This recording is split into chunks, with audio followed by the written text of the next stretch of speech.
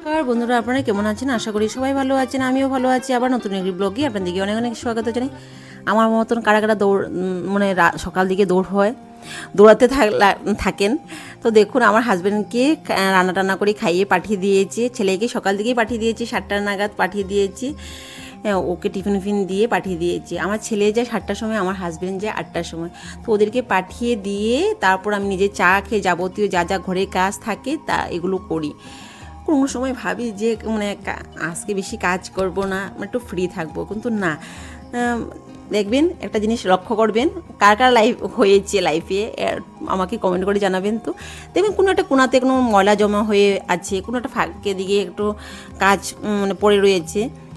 তো আমার লাইফে কিন্তু ওরকম হয় প্রায় সময়, ফ্রি থাকতে পারবো না।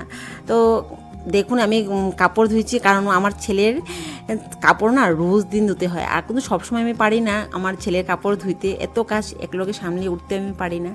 আর আমাদের ওখানে ওদিন ক্লাউডলি ওয়েদার ছিল, তার কারণে আমি কুয়ার পরে বসে বসে কাপড় কাচ্ছি। আমি এমনিতে রোদু থাকলে বাথরুমে কাপড় ধুই। কাদের কাদের জায়গাতে গরম পড়েছে, আমাদের ওখানে তো প্রচণ্ড গরম পড়েছে। ক্লাউডলি ওয়েদার থাকলে কি হয়েছে, কিন্তু প্রচণ্ড গরম, গলে যাচ্ছে ওরকম ফিল হয়েছে। তো সব কাপড় টাপড় ধুয়ে স্নান করে চলে আসলাম। আর কোনো সময় ভাবি যে কোথাও একটা চলে যাই, ঘুরে আসি, কিন্তু হয় না, ওই ইয়েটা হয় না। ছেলের পড়া, হাজবেন্ডের ডিউটি, এসব করতে করতে না দিনটা কীভাবে চলে যায় নিজে বুঝতে পারি না। তো আমাদের এই গাছের মধ্যে না অনেক মাইক ফুল ধরেছে, এত ফুল ধরেছে, গাছটা পুরো ইয়েলো হয়ে থাকে। আমরা ওই ফুলটাকে মাইক ফুল বলি। আপনারা কি বলেন এই ফুলটাকে? আমাকে কমেন্ট করে জানাবেন তো। আর এখন তো যেহেতু রেনি সিজন, প্রত্যেকের বাড়িতে কম বেশি অল্প ফুল আছে, তাই না? আমি না সবসময় চাই যে একটু তাড়াতাড়ি ঠাকুর পূজা দেব। তো ওদিন কিন্তু আমি অল্প তাড়াতাড়ি দিয়েছি, কারণ আমাদের একটা স্পেশাল ডে ছিল। তো আমাদের শ্রী আচার্যদেবের জন্মদিন ছিল, তো তাই কারণে আমি 9টা সাড়ে 9টার মধ্যে ঠাকুর পূজাটা সেরে নিয়েছি। আমি চাই যে একটু তাড়াতাড়ি 12টার আগে ঠাকুর পূজা দেবো, কারণ 12টা বেজে গেলে না ঠাকুর পূজা দিতে আর ইচ্ছে করে না, মনের যে ভাবটা, ভক্তিটা না আসে না। তো আমি তাও ট্রাই করি 11টা সাড়ে 11টা নাগাদ আমি ঠাকুর পূজাটা দিতে, কিন্তু সবসময় হয়ে ওঠে না। এমনিতে আমি 11টা সাড়ে 11টা বেজে যাই ঠাকুর পূজা দিতে, কারণ বাকি কাজ তো থাকে না ঘরের, এসব একা হাতে করতে হয়। তো তাও চেষ্টা করি 11টা সাড়ে 11টার মধ্যে দিতে। তো আমি এদিকে ঠাকুর পূজাটা ওদিন তাড়াতাড়ি দিয়েছিলাম। যেহেতু আমাদের আচার্যদেবের জন্মদিন ছিল, ওদিন একটু তাড়াতাড়ি দিয়েছিলাম, 9টা সাড়ে 9টার মধ্যে দিয়ে দিয়েছি ঠাকুর পূজাটা। আর ঠাকুর পূজা দিলে না একটা পজিটিভ একটা এনার্জি আসে শরীরের মধ্যে, আমি এটা ফিল করি। আর যে মনের মধ্যে যে নেগেটিভ খারাপ চিন্তা ভাবনা এগুলো না চলে যায়।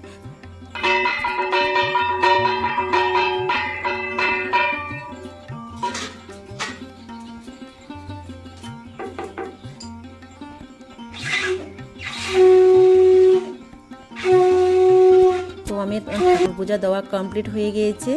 এখন অল্প রান্না করব, আজকে একটু স্পেশাল রান্না করব, কারণ আমাদের স্পেশাল দিন, আমাদের আচার্যদেবের জন্মদিন। তো আমি বানাবো বেগুন সুন্দরী। দেখুন, বেগুনগুলি ভেজে নিয়েছি, আর প্রত্যেকটা বেগুন আমি লম্বা লম্বা করে কেটে নিয়েছি। ওর মধ্যে কাঁচা লঙ্কা আর মগজদানা অল্প বেটে নেব, বেশি মশলা লাগে না। তো দেখতে যেরকম সুন্দর হয়েছে না তরকারিটা, এরকম টেস্টও হয়েছে। তো ওই বেগুন ভাজা তেলের মধ্যে, ওটার মধ্যে শুকনো লঙ্কা আর কালো জিরা সম্বাস দিয়েছি, আর হলুদের গুঁড়ো আর জিরের গুঁড়ো দিয়েছি, আর কিছু মশলা দেব না।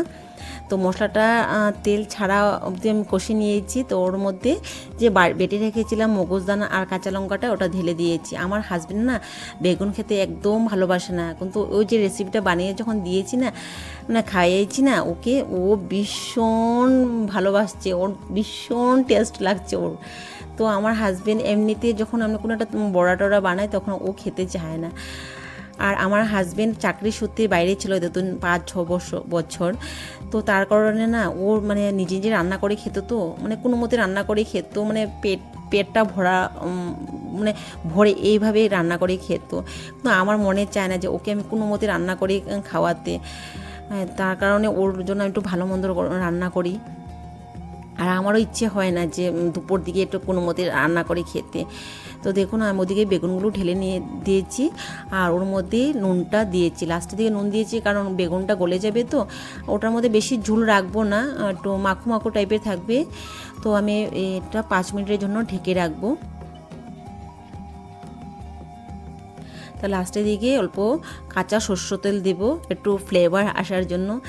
তরকারিটা দেখতে যেরকম সুন্দর লাগছে, মানে বেগুন সুন্দরী হয়েছে, এরকম টেস্টও হয়েছে।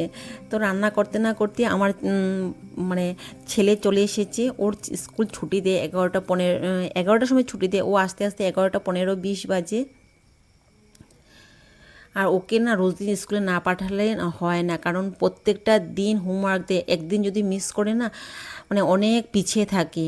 তো তার কারণে বৃষ্টি হোক বাদল হোক ওকে পাঠাই স্কুলে। তো আমার হাজব্যান্ড কি বলে আমি যেখানে শুনি। কেমন হয়েছে? যেমনটা সুন্দরী ঠিক নাকি? সন্ধ্যার দিকে আমি রেডি হয়ে নিয়েছি, আমাদের মন্দিরে যাব। দেখবেন আমরা যারা হাউস ওয়াইফ, আমরা সারাদিন যখন কাজ করি না, তখন আমরা চাই যে একটা সুইটেবল জায়গাতে একটু যাই, একটু ঘুরে আসি, কোনো একটা বিশেষ জায়গাতে যাই।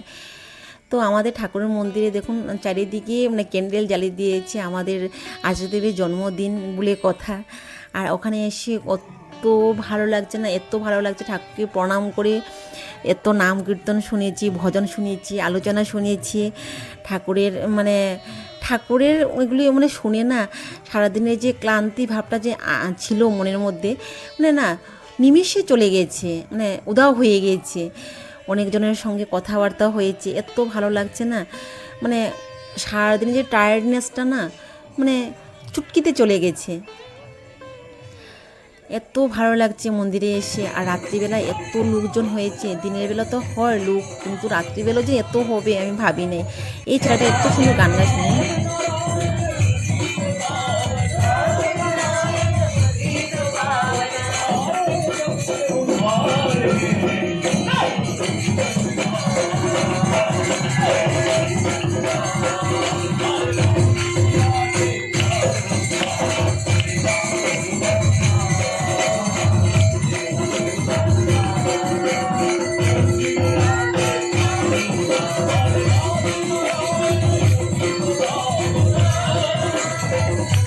লাস্টের দিকে না ধনী হয়েছে। আর আমার ছেলেকে দিয়ে কেক কাটাচ্ছেন ঠাকুরমশাই, সব বাচ্চাগুলোকে দিয়ে কেক কাটাচ্ছেন, কারণ আচার্যদেবের জন্মদিন তো কেক কাটাচ্ছেন, ধনী চলছে।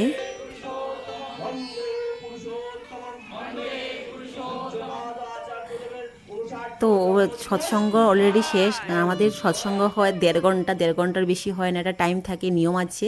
তো আমাদের ঠিক ঠাকুরের মন্দিরের ব্যাক সাইডে আনন্দবাজার প্রসাদ দেওয়া হয়, ওখানে প্রসাদ বানানো হয়।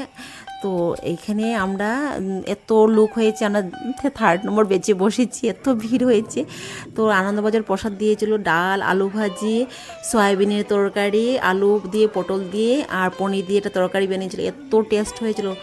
প্রসাদ তো টেস্ট হবে, মানে অমৃত লাগছে খেয়ে।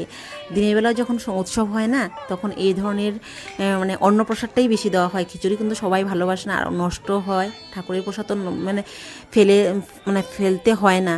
তো আমার ভিডিওটা কীরকম লাগছে কমেন্ট করে নিশ্চয়ই জানাবেন।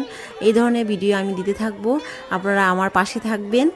আপনারা সুস্থ থাকুন, ভালো থাকুন, বাই।